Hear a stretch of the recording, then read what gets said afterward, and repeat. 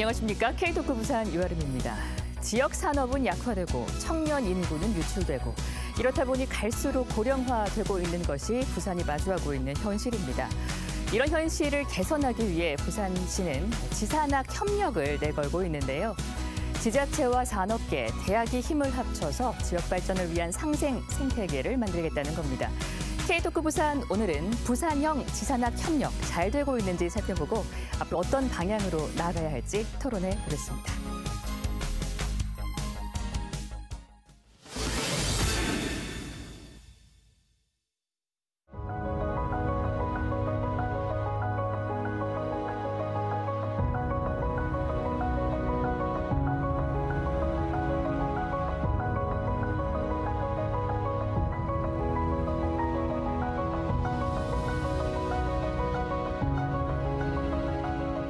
다양한 라이프 스타일을 중심으로 핵심 정책들, 아주 실감할 수 있는 체감성 높은, 실효성 높은 정책을 라이프 스타일별로 개발하고 확산해가는 거, 이게 굉장히 중요한 정책이라고 저는 생각하고 있습니다.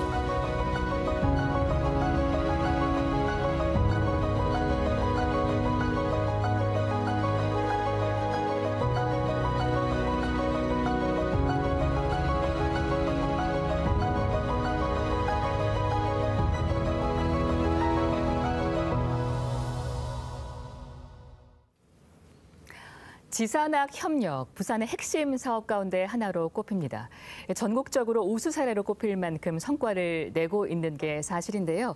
무엇보다 장기적으로 부산의 새로운 성장 동력이 되어야겠죠. 앞으로 어떻게 해나가야 할지 오늘 세 분 모시고 이 주제로 이야기 나눠보겠습니다. 먼저 부산 테크노파크 김형균 원장 나오셨습니다. 안녕하세요. 반갑습니다. 네, 그리고 동명대학교 전호환 총장 함께합니다. 안녕하세요. 네, 반갑습니다. 네. 동아플레이팅 이오선 대표님도 함께하겠습니다. 안녕하세요. 네, 반갑습니다. 네, 부산시가 지역 소멸을 막기 위해 대비해서 추진하고 있는 것이 바로 이 지산학 협력 프로젝트라고 할 수 있습니다. 지자체와 기업, 대학이 유기적으로 협력을 해서 우리 지역 발전을 위한 어떤 생태계를 만들겠다, 이런 취지인데요. 구체적으로 부산형 지산학 협력 어떤 사업인지 좀 알기 쉽게 소개를 해주시죠, 김 원장님. 예, 한마디로 위기를 극복하는 상생의 사이클을 만드는 그런 것이 지산학 협력의 핵심이라고 볼 수가 있습니다. 부산에는 22개의 대학에서 한 해 4만 5천 명의 청년들이 사회로 진출을 합니다. 네. 그뿐만 아니라 이를 흡수할 수 있는 부산 지역에는 한 30여만 개의 기업이 있고요. 부산시만 해도 16조 원에 가까운 예산을 지출을 하는 큰 덩치의 어떤 지자체입니다. 그뿐만이 아니라 한 50여 개에 가까운 다양한 지역 혁신 기관들이 있습니다. 따라서 이런 기업, 지역 기업, 대학, 그리고 지자체가 똘똘 뭉쳐서 하나의 원팀을 이루고자 하는 것이 지산학 협력의 하나의 핵심입니다. 다른 많은 도시들도 이런 비슷한 유형들이 있는데 네. 이런 것이 바로 도시를 살리는 도시 혁신 정책의 핵심이라고 볼 수가 있습니다. 알겠습니다. 그러니까 지자체와 기업, 대학이라는 각각의 주체가 이제 원팀이 돼서 하나의 상생 사이클을 만드는 거라고 소개를 해주셨는데 사실 부산 상황이 지금 녹록지가 않습니다. 인구는 유출하고 또 지역 기업들의 경쟁력은 점점 더 약화되고 있는 그런 현실인데요. 사실은 이런 현실이 또 지역 대학의 위기로 이어지는 것 아니겠습니까? 지산학 협력 사업이 어떤 대책, 묘안이 될까요? 총장님 어떻게 바라보세요?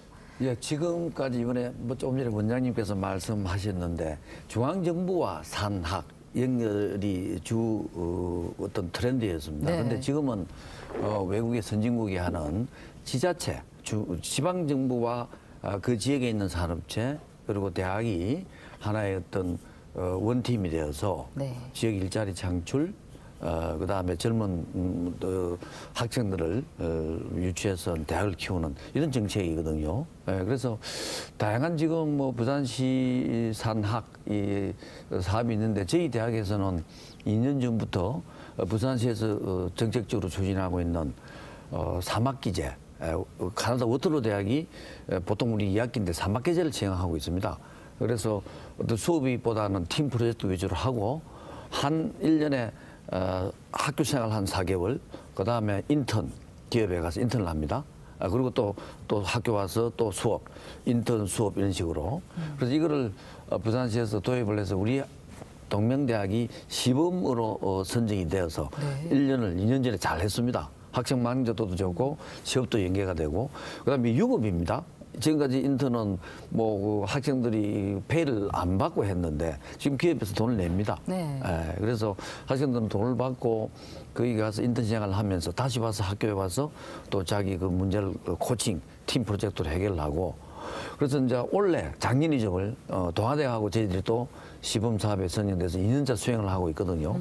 이러한 것들이 부산형 코오프 대학 모델이라 해서 저희 대학이 먼저 시범적으로 해오고 있고 네. 이걸 우리 동명대학에서는 전체 다 광범위하게 확산하려고 합니다. 그래서 학기를 3학기로 1년을 3학기로 바꾸어서 하려고 합니다. 네, 기존의 네. 그 산학협력에는 중앙정부가 있었다면 이제는 지역의 사정을 잘 아는 지방정부가 그 역할을 하게 되면서 그렇죠. 우리 지역의 대학들도 좀 더 유연성을 가지고 새로운 시도를 해볼 수 있는 그런 계기가 만들어진 것 재정도 같아요. 중앙정부에서 지방정부로 지금 내려보내주지 네, 않나요? 그러니까요. 네. 알겠습니다. 자, 먼저 동아 플레이팅 잠깐 소개를 해드려야 될 것 같아요. 2022년에 이재용 삼성전자 회장이 또 방문을 해서 화제가 된 바 있습니다. 도금으로 기술력을 인정받은 기업이기도 하고 놀라운 것이 임직원들의 평균 나이가 32세일 정도로 젊은 기업이에요. 네. 깜짝 놀랐습니다. 그래서 지산학 협력 사업의 한 축을 담당하는 또 기업의 한 입장으로서 어떻게 보십니까? 지산학 협력이 부산에서 잘 단추를 끼어가고 있습니까? 어떻게 평가하세요? 저희 회사는 지산학으로 가장 큰 혜택을 본 하나의 회사라고 보셔도 과언이 아닐 것 같습니다. 지산학을 통해서 저희 직원 33명 중에 4명이 실습을 마치고 정직원으로 취업을 해서 다니고 있고요. 네. 현재 또 실습 중인 학생이 4사람이고 또 2024년도에 실습 중 예정인 학생들이 또 자리하고 있고 또 이제 이런 것들이 또 이제 소문이 나면서 알려져서 강원대학에서도 그러니까 지역의 학생들이 계속 수도권으로만 갔는데 네. 수도권에 있는 학생이 정말 우리 회사에 와서 실습을 하고 싶다. 그래서 저희 지금 실습 중에 있고 그렇다면 이런 지역에 있는 일자리가 잘 만들어진다면 꼭 부산 지역에 있는 젊은이들이 수도권으로만 다 유출되겠는가. 그래서 저희 회사를 좀 눈여겨본다면 3대업 중에 3대업이라고 어른들도 취업하기 싫어하고 외국인도 하기 싫어하는 그런 업종인데 지금 이제 젊은 청년들로 구성원들이 되었다는 데 대해서 지산학에 대한 엄청난 감사를 하고 있고 또 앞으로도 활성화하는 데 많은 관심을 가지고 있습니다. 네. 그러니까 지산학을 하다 보니까 네. 학생들이 현장에 실습할 기회가 일단 굉장히 많아진다는 생각이 들고 우리 부산 지역의 일자리로 다른 지역의 학생들이 또 실습을 하러 오는 네. 그런 현장에서 그런 성과가 나타나고 있다는 생각이 듭니다. 자, 지산학 협력 그럼 또 구체적으로 어디서 이루어지고 있느냐를 보면 각 기업과 대학의 거점 역할을 하는 곳이 이른바 지산학 브랜치 아니겠습니까, 원장님? 그래서 지금까지 거의 80개에 가까운 협력센터가 이제 문을 열었습니다. 지산학 협력센터가 일단은 뭔지 그거하고 그간에 또 어떤 성과가 있었는지 좀 짚어주시면 좋겠어요, 원장님. 예, 이 지산학 사업은 부산시나 지자체 혼자만으로도 되지 않고 대학이나 기업만으로는 되지 않습니다. 따라서 이것을 연결하고 중재하는 플랫폼이 필요하고요. 그게 이제 부산시의 지산학 협력센터라는 걸 저희들이 수행을 하고 있고, 근데 또 센터만으로는 되지가 않습니다. 이러한 혁신과 지산학 협력을 적극적으로 추진하는 전진 기지가 필요한 것이죠. 그래서 이제 동아 플레이팅이나 우리 동명대 같이 다양한 새로운 혁신적 시도를 하는 대학, 기업들을 지산학 브랜치로 지정해서 그런 것들이 또 주변에 전파될 수 있는 하나의 전진 기지라고 볼 수가 있습니다. 따라서 이것은 관 중심이 아니라 민간 중심의 지산학 협력을 전파할 수 있는 핵심적인 어떤 전진 기지다 이렇게 볼 수가 있습니다. 특히 우리 눈 덮인 산을 등산을 할 적에 보면 제일 먼저 앞에 나가는 걸 우리가 르세를 한다 그랬는데 이 지산학 협력도 이러한 르세를 할 수 있는 전진 기지가 필요한 것 같습니다. 그래서 지금까지 한 75개의 전진 기지들이 동아프레이팅처럼 아주 혁신적인 어떤 그 활동을 통해 가지고 여러 가지 어려움을 극복하고 어떤 혁신적인 성과를 내고 있고, 마찬가지로 동명대 같은 경우도 여러 대학의 다양한 어려움을 갖고 있는 어려움을 극복하는 그러한 전진기지 역할을 하는 것이 지금 75군데에 지금 지정이 돼가 있고, 이네들이 저희들이 분석을 해보니까 기술 개발, 다양한 어떤 산학 협력이 증가되고 있다.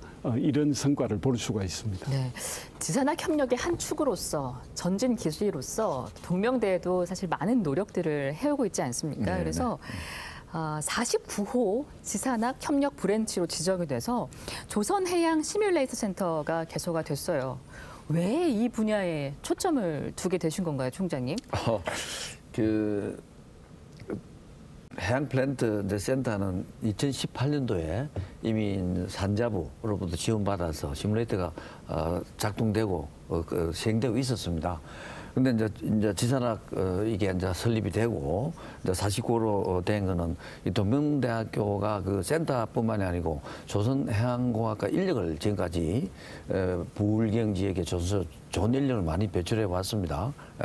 그래서 아마 49호로 지금 지정이 된 것 같고요. 그래서 TP와 협력해서 산업부에서 지원하는 스마트 특성화 기반 구축 사업도 해왔고, 또 요즘 또 그 디젤 엔진 같은 경우는 가스 운반선으로도 또 재단도 하거든요. 그런 프로젝트도 추진해 오고, 그래서 또 슈퍼컴퓨터도 우리 학교의 그 센터에 지금 들어와 있습니다. 이러한 그 시뮬레이터, 슈퍼컴퓨터, 그다음에 정부, 그다음에 지자체 프로젝트를 대학원생, 교수, 그다음에 학생들이 공동으로 하고, 또 그게 스타트업이 또 탄생이 되겠죠. 기술 이전을 통해서. 그래서 부울경의 핵심 주력 산업 중에 하나인 조선 해양공업 산업이 동명대학교가 한 축을 담당하고 있다. 이렇게 보시면 될 것 같은데요. 그렇군요. 네. 동아플레이팅은 또 아까 말씀드린 것처럼 지역 청년들이 많이 근무하는 일터로, 그래서 지산학 협력이 추구하는 목표를 이미 실현하고 있는 곳이다라고 제가 소개를 해드릴 수 있는 곳인데, 동아플레이팅도 지산학 브랜치 21호를 운영하고 계세요. 아까 도금이 3대 업종인데도 그렇게 젊은이들이 많이 와서 일하고 있다고 하셨는데, 이것도 지산학 협력의 어떤 성과라고 볼 수 있을까요? 그럼요. 비결이 뭔가요? 저희 같은 경우는 21호로 선정이 되면서 정말 테크노파크가 어떤 일을 하는가를 알게 됐습니다. 그리고 그 이제 일환으로 보면 테크노파크에서 스마트 공장 인력 양성 협의회라는 이런 단체를 운영하고 있는데, 여기 참여해서 이제 지역의 인재 양성에 대한 고민을 하고 대안을 찾고, 이제 그렇게 하면서 이제 다른 또 지역의 기관들하고 연계가 돼서 산업인력공단에서 운영하고 있는 학습 조직화 훈련에 참여를 하게 되고, 또 그걸 참여를 하면서 직원들이 이제 젊다 보니까 저는 그렇게 생각합니다. 회사라는 게 꼭 일하는 곳만이 아니라 놀이할 수 있는 공간이다. 실습할 수 있고 실험할 수 있는 공간이 되면 아마 좋은 성과가 나지 않을까. 그래서 젊은 직원들이 참여를 해서 능력 향상을 적극 지원했고, 그 결과로 저희가 중소기업이고 도금업체인데 2023년도 베스트 HRD 기업 인적 자원 우수 기관으로 선정이 되었습니다. 네. 그래서 굉장히 이런 부분에 보람이 있었고, 또 그 ESG가 요즘에 하도지 않습니까? 근데 그 탄소 중립 대상 조직위원회가 주최하고 부산시가 후원하는 그 제2회 대한민국 ESG 탄소 중립 공헌 대상도 저희가 이제 지역 최우수상을 받게 되는 이런 큰 결과들을 많이 가지고 있습니다.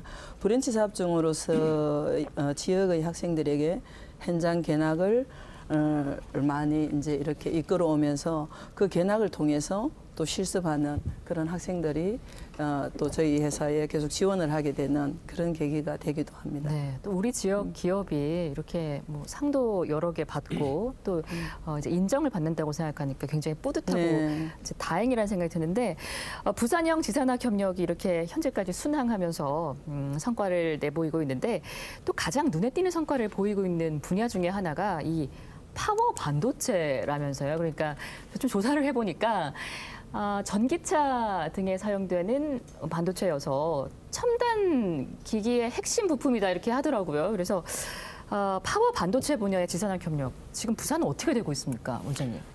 예, 아마 그 부산에 반도체 생산하는 공장과 R&D 시설이 있다는 게 생소하신 분이 많을 것으로 보여집니다. 네. 놀랍게도 부산은 지난 한 5년 전부터 반도체 중에 이게 좀 뭐 전문 분야이긴 합니다만은 이렇게 메모리 반도체가 있고 비메모리 반도체가 있는데 이런 비메모리 반도체 중에 그것을 컨트롤할 수 있는 핵심적인 반도체가 파워 반도체고 전력 반도체입니다.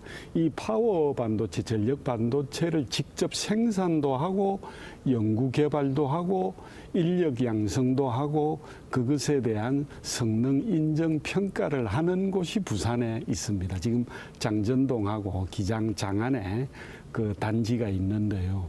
이곳을 중심으로 지난 7월에 정부가 전력 반도체의 소재, 부품, 장비 특화 단지로 지정을 해서 지금 향후 한 8천억 정도의 예산이 민간 예산 포함해서 집중적으로 투입될 것으로 보여집니다.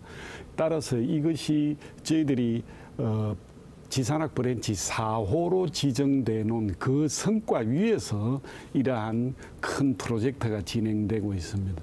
현재 지금 그 타운 단지를 중심으로 부산에서 17개 대학이 같이 뭉쳐서 파워 반도체 공유대학을 운영해서 작년에만 300여 명, 올해도 한 340여 명의 학생들이 그 직접적인 이 클린룸에 실험을 하고 실습을 하고 해서 그중에 한 35명 정도가 아주 좋은 기업에 취업하는 성과를 나타내는 등 아주 부산이 파워 반도체의 전국적인 거점이 되고 있다. 이렇게 말씀드릴 수 있습니다. 그렇군요. 그러니까 파워 반도체 분야의 거점이 부산이 될 수 있는 것을 거슬러 가보니까 지산학 협력이 밑에 있었다. 이제 이런 이야기 같아요. 예.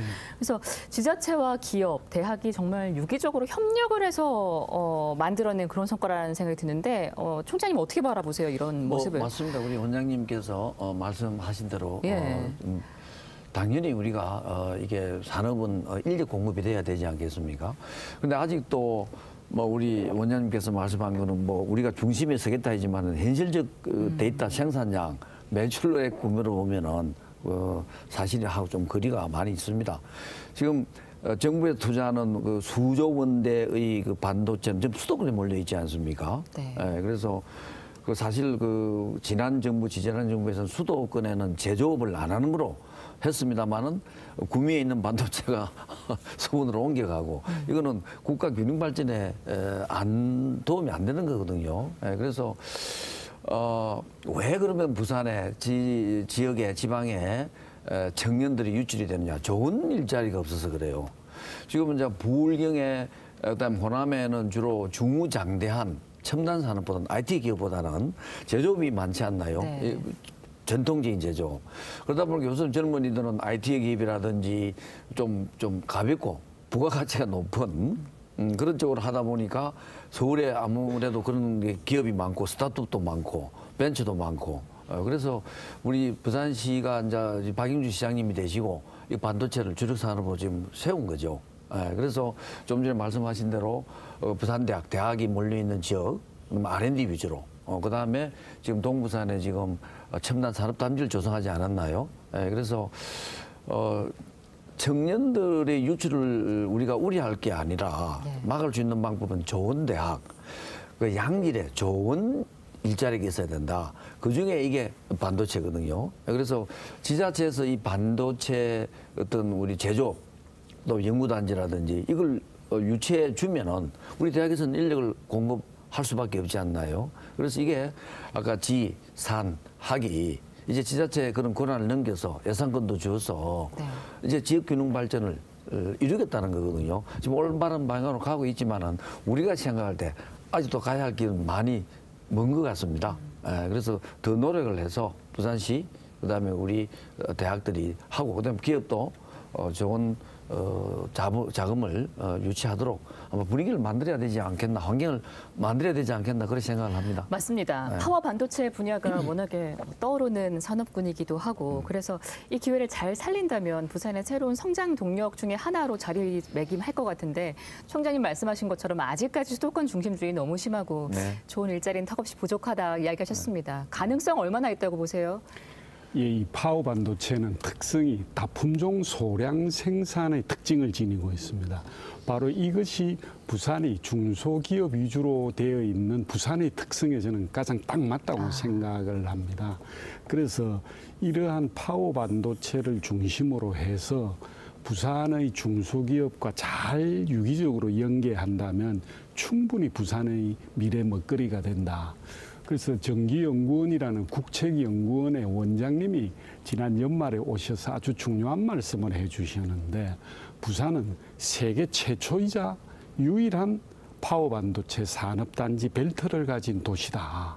그렇기 때문에 이러한 특성을 잘 살려서 대기업은 수도권에서 메모리 반도체로 집중하고 소위 이런 비메모리의 전력 파워 반도체는 부산과 인근 도시가 중심이 되어서 발전한다 그러면 반도체 분야의 수도권과 남부권의 양대축이 될 것이다라고 저는 확신을 하고 있습니다. 네. 특히 파워 반도체 분야는 앞으로 향후 지금 수요가 급증하고 있는 전기차라든지 다양한 대용량의 장비들을 받쳐줄 수 있는 현재 반도체의 한 220배의 성능이 되는 고성능의 반도체이기 때문에 이것은 부산의 중소기업에게 충분한 미래 먹거리가 된다. 저는 그런 확신을 가지고 있습니다. 예, 그 말씀하신 대로 파워 반도체 분야가 다품종 소량 생산으로 승부를 볼 수 있는 거라고 이제 이야기를 하시니까 왜 부산에 이런 강소기업들이 몰릴 수 있는 기회가 될 수 있을지 좀 더 와닿는 것 같다는 생각이 듭니다. 희망은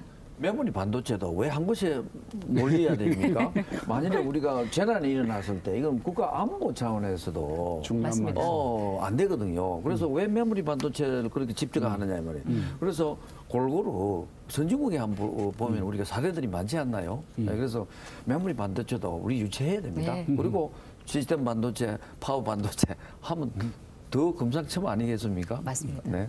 자, 사실은 우리가 이런 여러 가지 지도를 하는 이유 중에 하나가 이제 파워 반도체 같은 것들이 부산의 새로운 성장 동력이 되어준다면 추가적으로 유발할 수 있는 효과가 다른 기업에도 전해지는 거 아니겠습니까? 기업인 입장에서 그런 생각도 많이 하고 계실 것 같은데 어떤 방향으로 진행돼야 그 과실을 다른 기업들까지 좀 누릴 수 있을지 좀 의견 있으실 것 같아요. 대표님? 기업에서 본다면 예. 반도체 분야는 반드시 활성화가 돼야 되고 예. 또 그것들을 받아들여야 앞으로 변화하는 전기차 시대에 또 이제 대응할 수 있다라고 봅니다. 그런데 사실은 그 일할 수 있는 산업의 현장이 제대로 만들어져야 결국은 사람이 운영하는 거다 보니까 그런 사람들을 좀 전에 원장님하고 총장님이 잘 설명해 주셨지만 그런 사람들을 학교와 또 이런 그 기관에서 키워주시고 또 그 사람들을 받아서 일할 수 있는 산업의 현장을 같이 할 수 있는 원팀이 돼서 같이 한다고 그러면 아마 좋은 성과가 나지 않을까 그런 기대를 해봅니다. 맞습니다. 지산학 협력 사업에서 또 빼놓을 수 없는 분야가 디지털이라고 할 수 있잖아요. 워낙에 뭐 챗 GPT 같은 것들이 활성화되면서 디지털 대전환 시대다 뭐 이런 거창한 표현들도 많이 쓰긴 하는데 자 디지털은 이제 선택이 아니라 필수인 이런 상황 속에서 우리 지산학 협력은 이 분야에서 좀 어떻게 나아가고 있는지 궁금하거든요, 원장님. 예, 디지털 전환은 하늘에서 뚝 떨어진 빈 공간에서 마련되는 것이 아니라고 생각을 합니다. 부산에서 디지털 전환의 핵심적인 내용은 기존의 제조업을 디지털로 전환하는 것이 저는 핵심 분야라고 보입니다. 따라서 저희들은 올 한 해를 디지털 전환을 바탕으로 해서 소위 부산의 제조업의 대부활이 바로 디지털과 접목이 돼서 부산의 제조업이 새롭게 부활하는 그런 한 해가 되어야 된다라고 볼 수가 있습니다. 따라서 디지털 전환을 하기 위한 다양한 수단들, AI, 챗GPT, 데이터, 블록체인 등 다양한 어떤 그 산업적 수단을 바로 기존의 제조업과 부산의 중소기업에 접목을 해서 새롭게 날개를 달아야 된다. 저는 그렇게 생각을 합니다. 제조업의 디지털화 이 부분이 중요하다고 강조를 하셨는데 이 대표님도 이 부분에 대해서는 좀 할 말 있으실 것 같아요. 저도 뭐 그 부분에 대해서는 예. 100% 공감을 하고 예. 저희 그 산업에서는 뭐 수작업이 일상이었다면 그것을 자동화하고 그것을 또 이제 그 디지털로 전환하는 그래서 지금은 이제 통제 제어가 가능하도록 그렇게 이제 만들어가는 그런 과정인데 중소기업에 사실은 지금 현재 그런 영향이 굉장히 부족하거든요. 그런 영향들을 지금 학교와 또 지자체에서 같이 이렇게 이제 운영한다면 훨씬 가까이 더 다가오고 앞으로 그 사람을 일을 쓰는데도 큰 도움이 되고 디지털화되는데 한 발 더 빠르게 진행되지 않을까 그런 기대를 하고 있습니다. 제조업의 디지털화에 어떤 네네. 지자체나 학교, 대학의 도움을 좀 많이 기대하고 계신 것 같아요. 알겠습니다. 동명대도 이런 디지털 대전환의 시대를 직시하고 계실 거란 생각이 드는데 좀 어떤 인재를 지금 키우고 계신가요? 그래서 그 산업 제조업에 전통 제조업의 디지털화도 필요하지만 교육의 네. 디지털 교육도 필요합니다. 그래서 지금 영어를 전통적으로 공부를 많이 하고 우리 영어 공부하는 시간을 많이 보냈잖아요. 요즘 챗 GPT를 사용하면은 뭐 우리가 한글로 정확하게 입력만 하면은 영어 통역에는 전혀 문제가 없지 않나요? 그래서 우리 영어를 가르치는 것보다는 챗 GPT를 가르칩니다. 예. 그래서 제가 출장을 이번 주에 갔다 와서 어제 교육을 했는데요. 중국에 가서 회의를 하는데 중국 사람들이 영어를 잘 못하잖아요. 그래서 자기들 중국말로 하고 그걸 바로 번역을 해서 보여줘요. 또 한글로 나오거든요. 그래서 요즘 교육은 소프트웨어, 모든 사람이 소프트웨어를 개발해야 됩니까? 모든 사람이 모든 대학이 반도체 학과를 다 가져야 되느냐고요. 반도체를 개발한 반도체를 잘 만들어서 잘 쓰는 하드웨어 만드는 것도 필요하지 않나요? 그래서 교육의 디지털화는 기존에 있는 소프트웨어라든지 기존에 있는 모든 어떤 디지털화된 기기를 학생들이 잘 사용하게 하는 것도 디지털 리터리시를 올리는 교육이 아니겠는가. 그렇게 우리 전환을 많이 했습니다. 그래서 지금까지 식품영양학과 제가 이제 그 경상국립대학 대학동물병원이 우리 대학에 들어왔잖아요. 네. 그러면 세계 최초로 반려동물대학 칼리지 단과대학을 만들었습니다. 그럼 식품영양학과라든지 그다음에 지금 우리 패션학과들이 학생 모집이 안 되는 학과예요. 그 과를 반려동물대학에 이어서 산업학부로 만들었단 말입니다. 그리고 이번에 학생이 많이 왔잖아요. 근데 거기에 예를 들어서 요즘 반려동물도 이 사람 같은 경우는 주민등록증이고 말을 할 수 있는데 걔는 반려동물 말을 못 하잖아요. 거기에 디지털 뭘 우리가 붙여서 딱 갖다 우리가 휴대폰을 갖다 대면 이 반려동물은 누구 집에서 나왔는지 이런 것도 우리가 디지털 해야 되는 거 아니겠습니까? 그래서 대학이 이 시대에 맞는 교육을 디지털화를 먼저 선도함으로 해서 네. 우리 동명대학교는 이번에 그 전국적으로 학생 모집이 다 서울을 수도권을 제외한 대학이 다 경쟁률이 내려갔는데 저희들은 많이 올랐습니다. 반가운 소식이네요. 네, 많이 올랐습니다. 그래서 이러한 시대에 우리가 시대에 맞는 어떤 학과 커리큘럼을 하면 이것도 우리 학생의 수요 창출을 할 수 있지 않겠나. 그래서 대학의 디지털은 교육의 디지털하다. 많이 바꾸고 있습니다. 그렇군요. 제조업의 디지털화 그리고 나아가서 교육의 디지털화까지 또 발상의 전환이 이제 들어가서 이게 더 한 걸음 나아가는 결과로 맞습니다. 이어지는 그런 것 같아요. 자, 지역 발전을 위해서 지산학 협력 사업 이렇게 추진되고 있는데요. 올바른 방향으로 잘 추진돼서 무엇보다 성과를 내야 하는 것 아니겠습니까? 그래서 혹시 참고할 만한 해외 사례 좀 있다면 소개해 주시면 도움이 될 것 같거든요. 원장님부터. 예, 뭐 여러 도시들이 약간 침체기나 어려움을 극복하는 수단으로 이런 산학 협력을 이라는 어떤 그 도시 혁신 정책을 많이 실행해서 성공한 사례들이 꽤 많이 있습니다. 저희들이 유심히 보고 있는 것이 독일의 슈투트가르트 같은 경우도 아주 전통적 공업지 도시였다가 상당히 7, 80년대 어려움을 겪었습니다. 그런데 저희들이 지금 지산학 시스템 같은 이러한 산학협력 시스템을 강력하게 해서 아레나 2036이라는 아주 널리 알려진 프로젝트로 도시를 활성화한 사례가 있고요. 네. 많이 아시는 스웨덴 스톡홀름의 시스터 사이언스 시티 프로젝트도 IT 기반의 글로벌 기업들을 다 집중하고 스톡홀름 대학이나 스웨덴 왕립대학을 중심으로 해서 말 그대로 기업과 대학이 원팀이 돼서 유럽을 이끌어가는 핵심적인 도시로 부활한 여러 가지 사례들이 있습니다. 그런 의미에서 저는 부산이 가지고 있는 이런 대학 잠재력, 기업의 잠재력, 그다음에 지자체의 의지 이런 것을 잘만 엮는다면 성공하지 못할 이유가 없다. 그렇게 생각을 합니다. 독일의 사례, 또 스웨덴의 사례를 들어주셨어요. 충분히 벤치마킹할 수 있을 것 같은데 총재님은 어떤 케이스 보고 계신가요? 맞습니다. 독일이 가장 지산학 연구기관이 많지 않습니까? 연까지. 가장 그렇게 집적화돼 있는 데가 대학에 다 넣어놨습니다. 우리는 우리나라 국가 출연 연구기관이 어디 모여 있죠? 좀 대부분이 거의 90%가 대대 연구단지에 네. 있습니다. 대학은 흩어져 있잖아요. 아, 예. 근데 독일 같은 경우, 유럽 같은 경우는 그 국가 출연 연구기관을 대학에 다 이어놨다고요. 그래야 그 연구기관과 대학이 연동을 해서 스타트업이 나오고 또 독일에 있는 스타트업의 대부분이 유니콘 기업들이 지역에 흩어져 있습니다. 그리고 또 독일의 우수한 대학들은 전부 다 흩어져 있잖아요. 유럽도 그렇고 미국도 그렇고. 우리나라만이 연구단지는 연구단지, 대학은 전부 수도권에 다 있고. 그렇지 않습니까? 그리고 이제 동명대학교 부산시에서 지원해준 중앙정부하고 그린 스타트업 타운이 우리가 선정이 됐잖아요. 이게 지금 이제 바꾸는 겁니다. 지사과학단지, 테크노파크, 지금 우리 저 도심 외에 만들었잖아요. 지금 원도심 인구가 줄어서 공동화되어 가는데 그 당시에 그러한 중요한 연구기관 이걸 시외로 빼내다 보니까 대학은 지금 땅이 남아 돌아가고 이걸 바꾼 게 그린 스타트업 타운 사업입니다.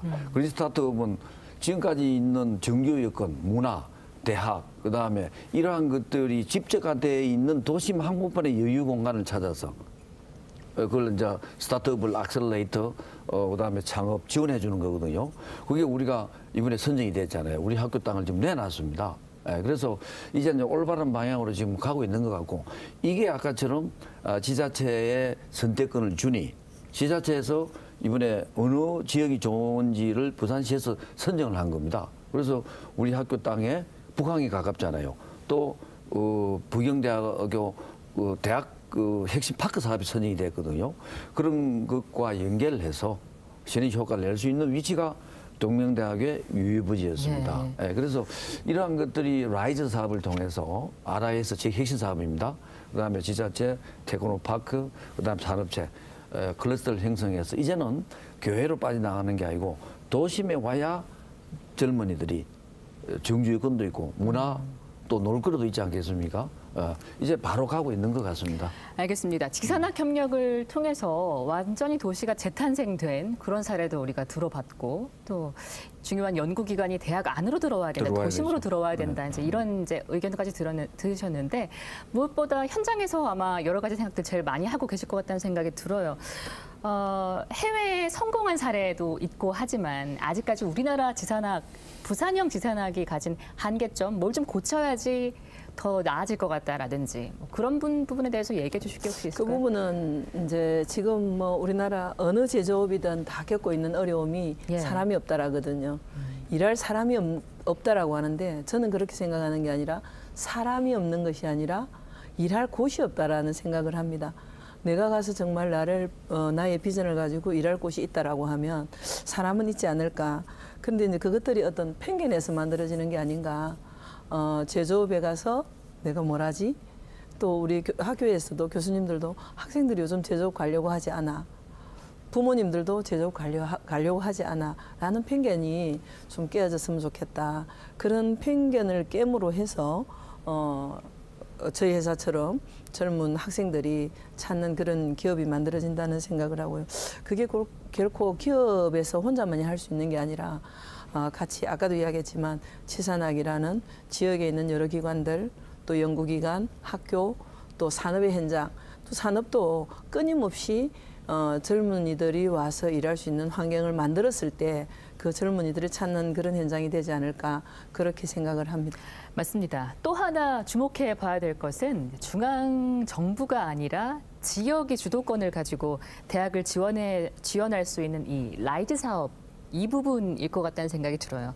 이 라이즈 사업이 부산이 추진하고 있는 지산학 협력과 잘 연동된다면 충분히 또 시너지가 나지 않을까 이제 기대하는 목소리가 많은데 총장님부터 말씀하시겠어요? 어떻게 하면 이게 좀 잘 끼워 맞춰서 돌아갈까요? 네, 진짜 이 라이즈 예. 산업은 이 앞 정부에서 지금 윤석열 정권 앞에서 RIS 사업의 연장선인입니다. 네. 그래서 RIS는 지역의 권한을 많이 주지 않았어요. 예산도 그렇게 많이 주지 않았다고요. 지금은 교육부의 예산의 많은 부분을 지방정부에 줘서 라이즈 체제로 바꿔가지 않습니까? 그래서 지역의 현실은 그 지역에 있는 사람들이 잘 압니다. 그래서 어느 지역에 스타트업을 할 수 있는 어떤 컨트롤 타워를 세울지 중앙정부보다. 그래서 이 라이즈 사업이 지금까지는 또 그 대학교에서 왜 지방정부에 돈을 주면은 문제가 있지 않을까 이렇게 우려를 하는데 지금 대학에서 지금까지 그렇게 반대한 게 왜 중앙에서 돈을 다 지고 대학을 그렇게 돈을 가지고 다 제재를 가하느냐 이래 하지 않았나요? 돈을 줘도 지금 또 반대하는 또 이야기가 있거든요. 물론 모든 게 처음 시도하다 보면은 시행착오는 있을 거예요. 하지만 이 라이즈 체계가 부산이 먼저 도입을 했습니다. 시범적으로 우리가 선정이 되지 않았나요? 네, 그래서 그 라이즈 사업을 통해서 그 로컬 대학 30을 이번에 또 선정을 했습니다. 30개. 그래서 처음에 1차년도에 10개 부산대하고 교대가 연합으로 지금 선정이 되지 않았나요? 그래서 라이즈 산업과 대학이 협력을 해서 부산형 어떤 대학 모델과 그다음에 어떤 그 산학 연계 모델을 만들어내야 될 것 같습니다. 그래서 그 역할이 우리 지금 우리 김명준 테크노파크에서 지금 하고 있는데 그래서 우리 대학 그 총장 그다음에 스타트업 우리 지식축 높은 기업 CEO들 그다음에 우리 부산시 테크노파크 관련단들이 모여서 지금 많은 대책회의를 하고 있습니다. 네. 앞으로 부산시는 다른 지역보다도 더 좋은 방향으로 기업하기 좋은 환경 또 다시 태어나도 다시 살고 싶은 부산을 만든다 그러잖아요. 그럼 일하는 기업이 많아야 되지 않겠습니까? 그래서 조금 더 우리가 지혜를 모아서 가면은 성공을 할 것 같습니다. 알겠습니다. 바로 원장님께 바로 그거 넘길게요. 예. 그래 이게 지금까지 대학의 지원에 관한 중앙정부의 지원 사업은 아주 많이 있었습니다. 그중에 가장 조금 부족했던 부분이 지역에 있는 기업과의 연계입니다.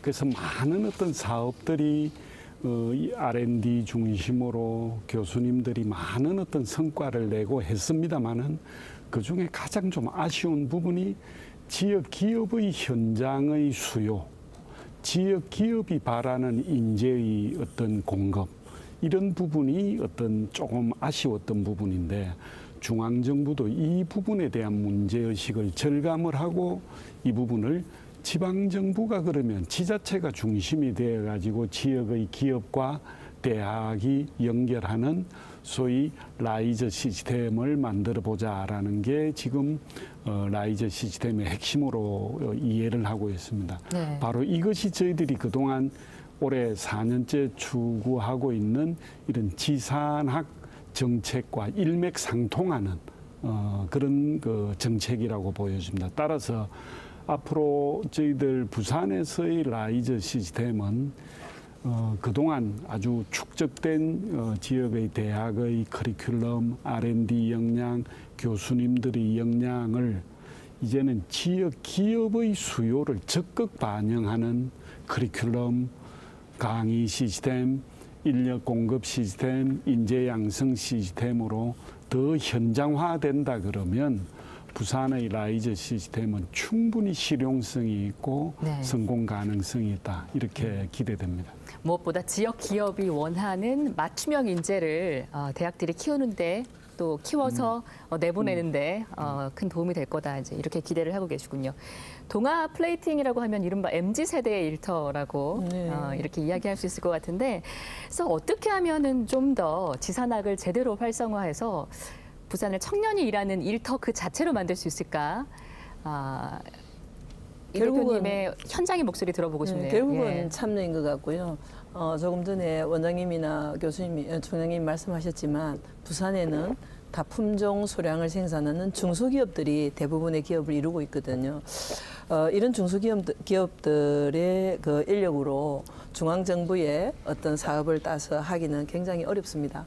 그런 부분들이 이제 지역으로 내려오면서 가까이에 있는 맞춤형 이런 이제 사업들을 추진하면서 좀 더 기업의 지원이 좀 더 폭넓어지고 또 기업에서 또 이렇게 요구하는 사항들이 즉시 받아들여지면서 현장을 서로 이제 교류나 이런 네트워크가 잘 형성되면서 그런 성과가 만들어지고 또 저희 회사도 앞으로 그런 그 과정들을 이렇게 보면서 모델이 되는 그런 회사로 만들어가면서 MZ세대들이 더 많이 찾고 16일도 사실은 삼성의 BM으로 저희 회사에 한 27분 정도가 구미 아카데미에서 방문을 하거든요. 그리고 뭐 인도에서도 이제 모범 사례로 방문을 하고 있고 작년 같은 경우는 한 1000여 분이 저희 회사를 방문하는 그런 이제 큰 그런 어떤 그 결실을 가지고 현장을 열어놓다 보니까 그런 말을 하더라고요. 그 고등학생들이 와서 보고 부산의 중소기업은 꿀인 줄만 알았는데 중소기업도 꿀인 것만은 아니네.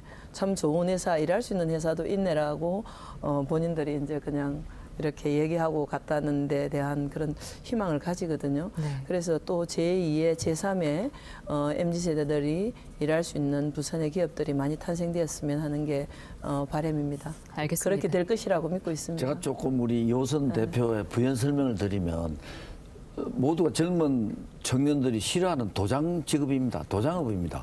페인트거든요. 표면 처리. 네. 근데 그게 뭐 항 제품을 쓰니까 냄새도 나고 그렇잖아요. 근데 가보면은 정말 디지털 자동화가 잘 돼 있어요. 공장도 깨끗하고 사람이 어디 있는지 모를 정도로. 그러니까 우리가 어떻게 전통 제조업을 핵심, IT 기술을 해서 혁신을 하에 따라서 젊은이들이 선호하는 직업이 될 수 있는 거죠. 예. 그런 의미에서 저는 이 뭐 우리 프로그램 보시는 분들이 동아 플레이팅을 한 번씩 대학이 방문 많이 오고 있습니다. 알겠습니다. 자, 지방 소멸의 위기 갈수록 체감하고 있는 것이 현실인데, 그래서 이 세 분을 중심으로 해서 앞으로 이 위기를 어떻게 기회로 바꿔야 될지 이 부분에 대한 이야기 이제 마지막으로 듣고 이 시간은 마무리해야 될 것 같은데, 오늘 주로 좀 어떤 점을 이뤄냈는지 성과 중심으로 이야기를 한 것 같아요. 마지막으로는 어떤 부분을 좀 한계를 느끼시고 어떻게 극복할 수 있는지 좀 이야기를 들으면 조금 더 프로그램에 도움이 될 것 같습니다. 한 말씀씩 간단하게 듣고 오늘은 마무리할게요. 먼저 원장님부터. 예, 지금 여러 가지 반도체 업계의 좀 불황, 그다음에 전 세계 전쟁의 어떤 문제 등으로 지역의 기업, 특히 제조업들이 상당히 어려움을 겪고 있습니다. 저는 부산시와 저희 기업을 지원안을 전담하고 있는 테크노파크는 올 한 해를 지역 제조업의 대부활의 해다. 이를 위해서 지산학 협력 체계를 더욱 고도화해서 이를 바탕으로 글로벌 허브 도시 부산의 기반을 만드는 것이 저희들의 목표입니다. 따라서 이를 위해 제조업에서도 이제 유니콘이 나와야 된다. 그래서 저희들이 한번 조언을 해봤는데 매뉴팩처링 유니콘, 소위 메뉴콘 프로젝트를 저희들이 올해 적극 추진하면서 제조업에서도 동아 플레이팅은 마찬가지고 나는 유니콘이 나와야 된다. 그러나는 충분히 가능성이 있는 게 부산의 전통적인 어떤 그 발포제업을 하다가 2차 전지로 급선회 해서 지금 전국적인 선풍을 일으키고 있는 2차 전지 기업이 있죠. 그다음에 반도체 검사 장비에 관한 한 아시아 지역에서는 거의 가장 탑에 가까운 지금 기업이 있죠. 그래서 이런 기업들은 충분히 나는 유니콘 기업의 더 이상이 될 가능성이 있다. 그런 의미에서 올 한 해는 메뉴콘 프로젝트로 한번 집중해 볼 생각입니다. 네, 응원하겠습니다. 총장님 한 말씀. 예, 뭐 대학이 살아남기 위해서는 현장 기업에서 필요한 인재를 양성해야 살아남지 않겠습니까? 그리고 취업이 잘 되면은 선순환에서 학생들이 올 거고요. 지금 학령 인구가 급감하고 학생 모집이 어려운 시기에 대학이 변해야 됩니다. 그래서 우선 더 부울경 지역에 맞는 우리 대학이 특성화 작업을 더 가속화할 겁니다. 그래서 경상국립대학이 올해 이제 예산을 받아서 이제 설계 착공이 됩니다. 국립대학 동물병원요. 그래서 반려동물 대학을 만들으니 우수한 학생이 오거든요. 그래서 그다음에 또 아까 제가 말씀드린 그린 스타트업도 이제 예산을 받아서 지금 설계를 하면은 그것도 지금 마무리해야 되고 또 이 대학이 지금 재정이 어렵지 않습니까? 등록금 등록률도 오래되었고 그래서 글로컬 대학 30에 작년에 저희들이 도전을 했었는데 부산에 아쉽게도 한 개밖에 되지 않았지 않나요? 그래서 조금 더 보완을 해서 글로컬 30에 지산학이 아이디어를 이어서 글로컬 대학을 가져옴으로써 우리 국가가 필요한 인재, 특히 부울경에서 필요한 인재, 디지털 인재를 길러내겠습니다. 네, 대표님도 짧게 부탁드릴게요. 저는 우리 회사가 이제 동아플레이팅에 오늘 있기까지는 대중소 상생형 스마트 팩토리 사업이라는 걸 통해서 오늘이 되었거든요. 대기업과 중기부와 소기업이 이제 이렇게 연계를 해서 스마트 공장을 이루었듯이 올해는 지산학이 또 서로 필요한 부분들 영향을 합친다면 또 이제 더 많은 지산학의 성과가 나지 않을까라고 생각합니다. 알겠습니다. 일자리가 없어서 부산을 떠나겠다는 청년이 3명 중 1명에 달합니다. 그런데 아이러니하게도 7개의 대도시 가운데 청년들의 삶의 만족도가 가장 높은 곳도 부산이라고 하는데요. 살기엔 좋지만 어쩔 수 없이 떠나고 있는 것이 부산의 청년들이 마주한 현실이라는 거죠. 지산학 협력이 부디 희망이 되어주길 바라겠습니다. K-토크 부산 여기서 마치겠습니다. 시청해주신 여러분 고맙습니다.